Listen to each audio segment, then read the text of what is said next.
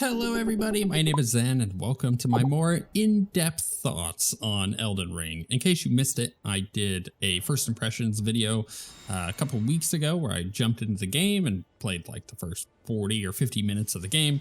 And my impressions to begin with were fairly mediocre, I would say. I didn't think that the game was necessarily for me. And now I've put about 10 to 15 hours into the game. I've been playing a bit over the past couple weeks. This is basically any time that I could, and I'm ready to give my updated thoughts. If you want to watch the previous video to kind of like get both back to back, I'll put a link to it in the description. Before we jump in and get started though, I do want to quickly mention that I just moved into a house that I bought and I haven't had a chance to put up any of my acoustical treatments for my office. So you're just going to have to deal with a little bit of echo, but for the most part, you guys shouldn't be able to notice unless you're like listening back to back with a video that I didn't, or that I did have the acoustical treatments. You won't really notice, I don't think. Okay, so what are my thoughts after about 10 to 15 hours playing Elden Ring, and what have I been up to in the game? Actually, I think we should probably start with that. So after the first impressions, I went and explored the little starting area a little bit, got very frustrated fighting a few monsters, found a flail that required quite a bit of dex that I didn't have, so I leveled up a bit just by fighting monsters and getting runes, and then going back and leveling up and just kind of rinse and repeat for a little bit. Got my dex to the point where I could use the flail, and then I hated it. I didn't like the weapon. It wasn't great. It was just one of those weird things. It just wasn't working for me. And you know, Elden Ring and these kind of games are as much of a stylistic choice when you're playing your character as much as it is like a power thing. So for Elden Ring in particular, apparently magic is very powerful, and most people find it to be the easiest thing to use to go through the game. That's not really my jam. I like fighting with, you know, sword and board, or just like big old like weapons and stuff like that. That's kind of more what I enjoy, so that's what I decided to go with, more of this like holy crusader with, you know, being able to use some magic here and there.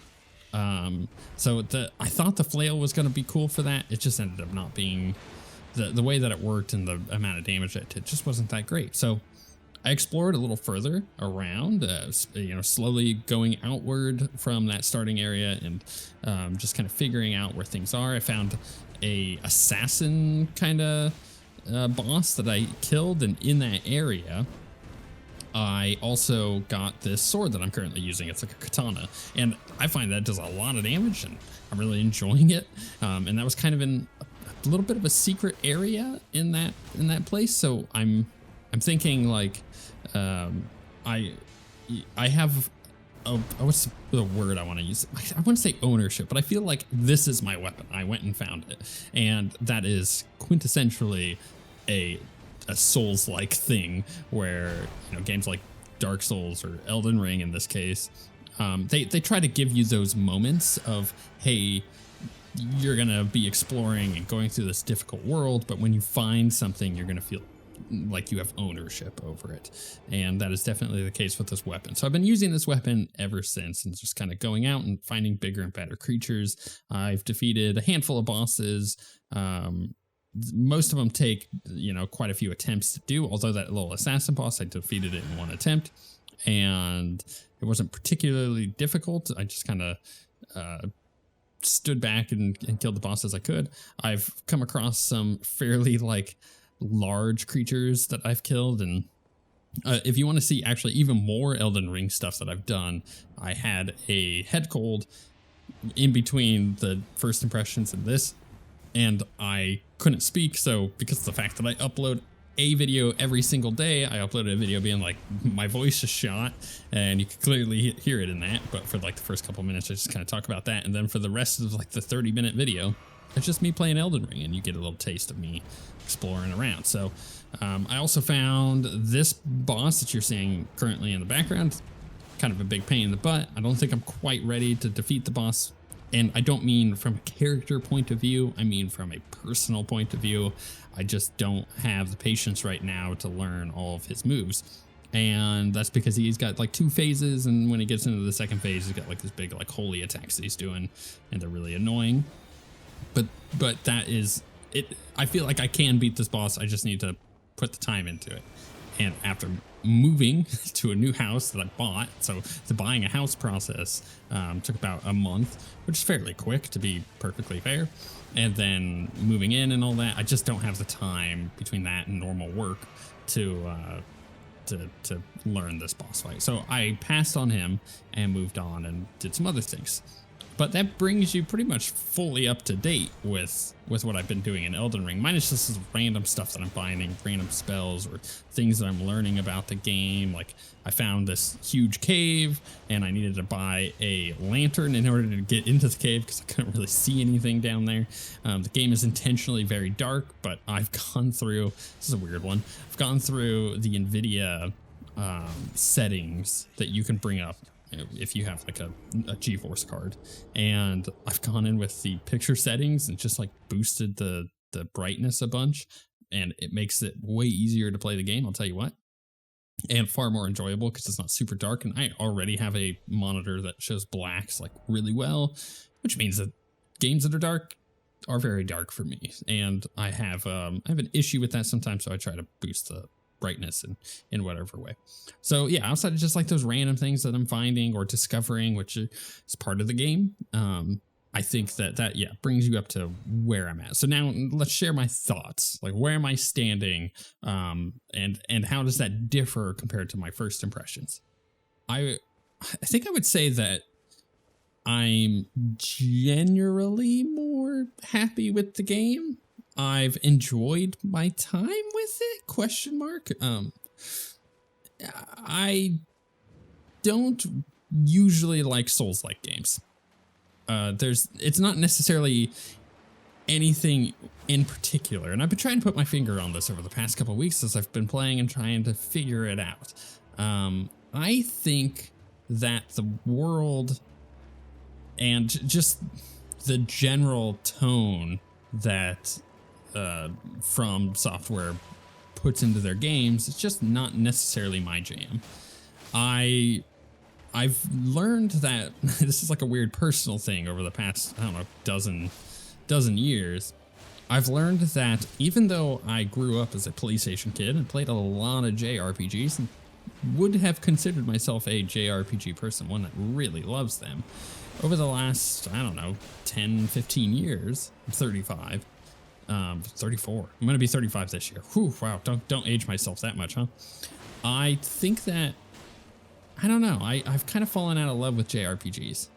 Is it the weirdness of them? Is it that the preference has changed as I've gotten older? I'm not entirely sure. I think that's a topic for a different video, but I've noticed that I'm preferring Western RPGs far more. And things like Dragon Age, for example. Because I really get into that kind of stuff, like Baldur's Gate, I really enjoy. Divinity Original Sin 2, I really enjoyed that game. Like, these are the kind of RPGs that I just dive into and I get really, really into. I haven't beat a Final Fantasy game since Final Fantasy X. I haven't, and I played all the ones before that.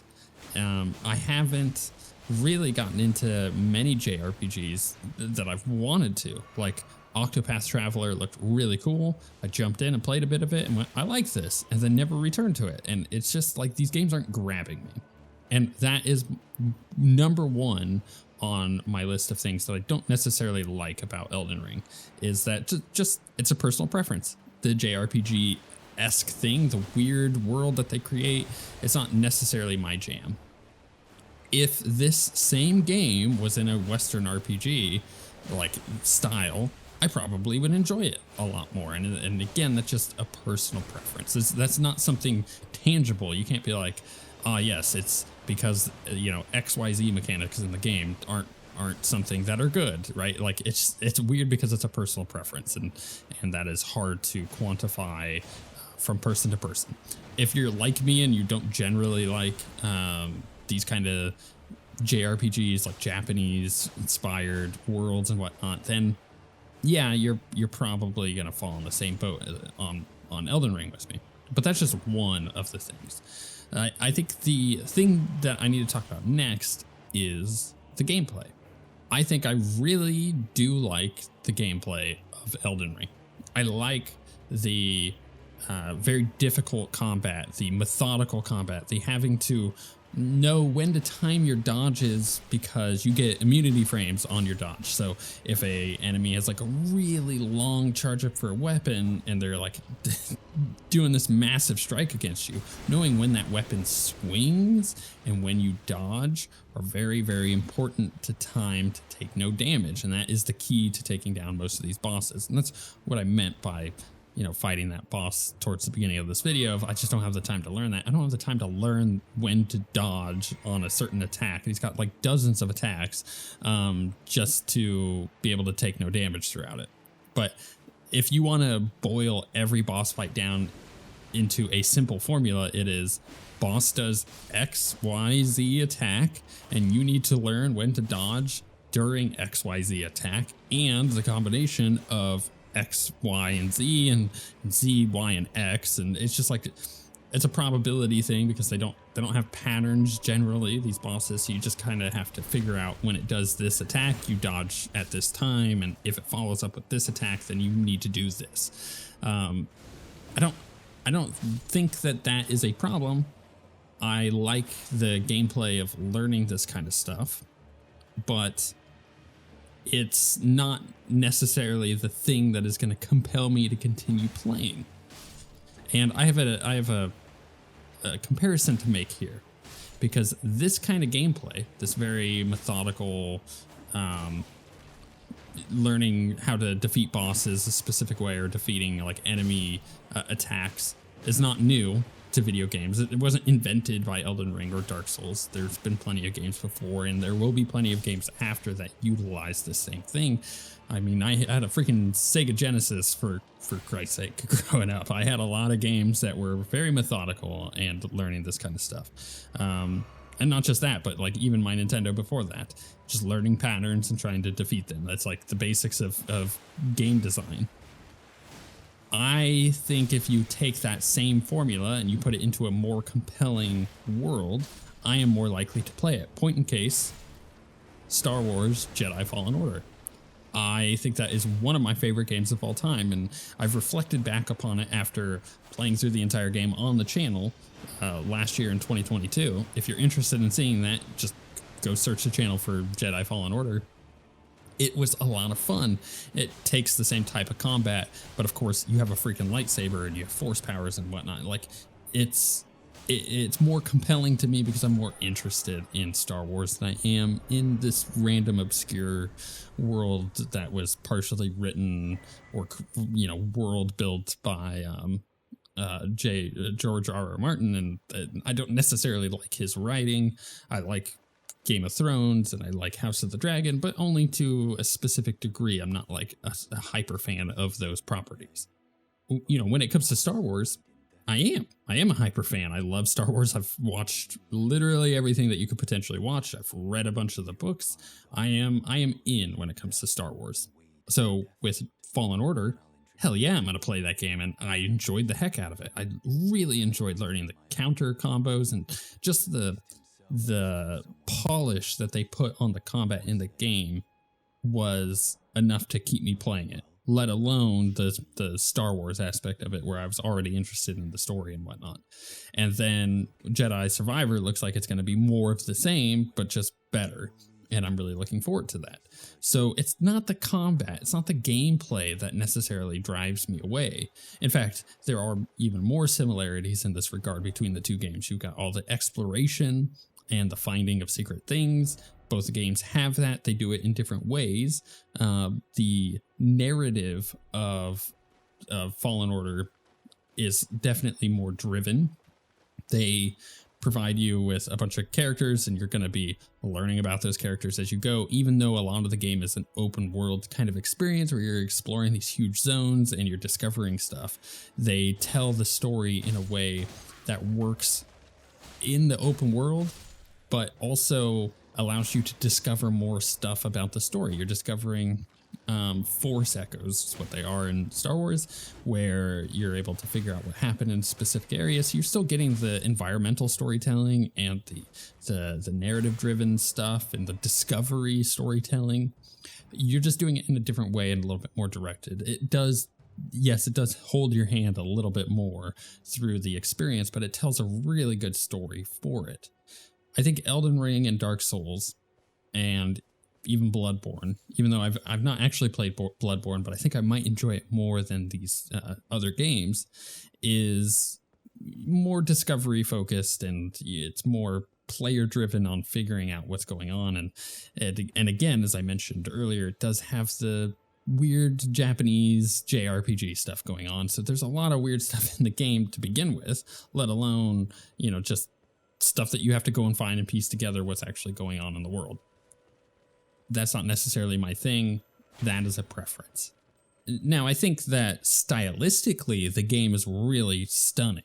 It has super cool enemy designs and creature designs, and just everything about it is really cool. In fact, it is, even though it is got JRPG tendencies to it, even weird stuff like the fact that your mount can like double jump and it's this weird goat thing. Like, yeah, that's very Japanese. But I think the Arthurian knight stylistic, like realistic approach to armor and just the way things look is rad, and it works really well for the game. It's something that I enjoy seeing. I enjoy exploring and being like, ooh, what is that thing over there? Let's go look at it. I like that a lot. But that by itself is not enough to carry the in my opinion, the lack of compelling narrative. But again, I'm not necessarily willing to go out of my way to learn about the game because I'm not interested in the world to begin with, just because of its proclivities towards the weird in a way that I'm not necessarily interested in. Things can be weird and I'd be interested in them, but this in particular is not necessarily something that I feel compelled by. So where does that leave me on my opinions of the game? I think if I were to break it down and to say it very simply, it's that I think this game is excellent. I understand why people really like it, and I understand why it won Game of the Year. I do not prefer playing this game over similar games, such as Fallen Order, or other similar action RPGs, like even God of War. I think I would enjoy more than this.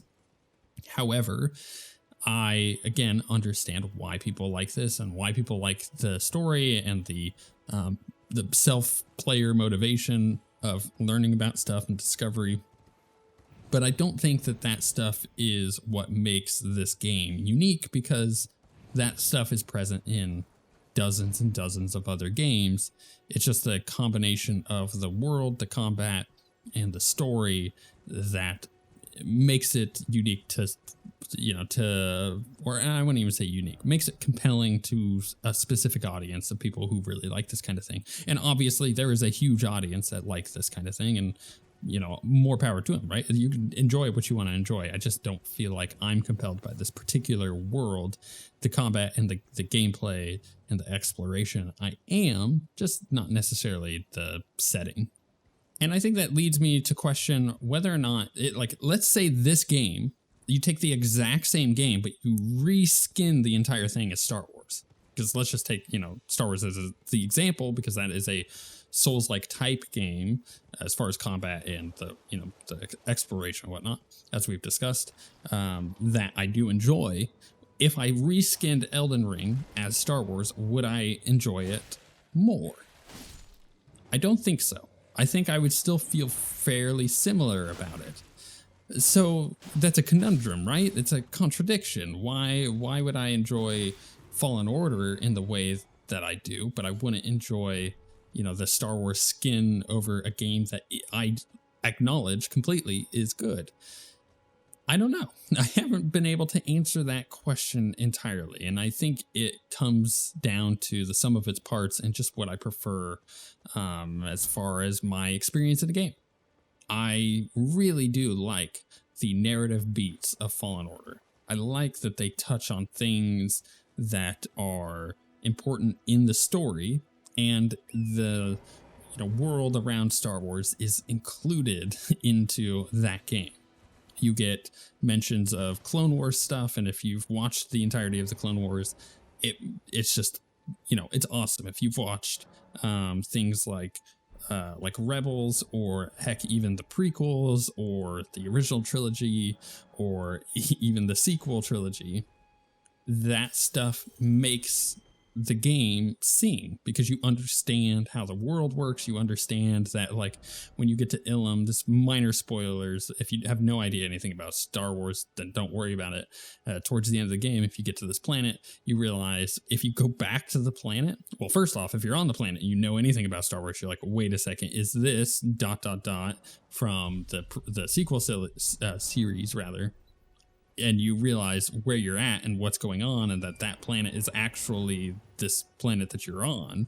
And then you go back. If you decide to go back to the planet in the game, you see it clearly from space. You're like, oh my goodness, like, makes so much more sense. Like, it's cool little things like that make that game more compelling to me.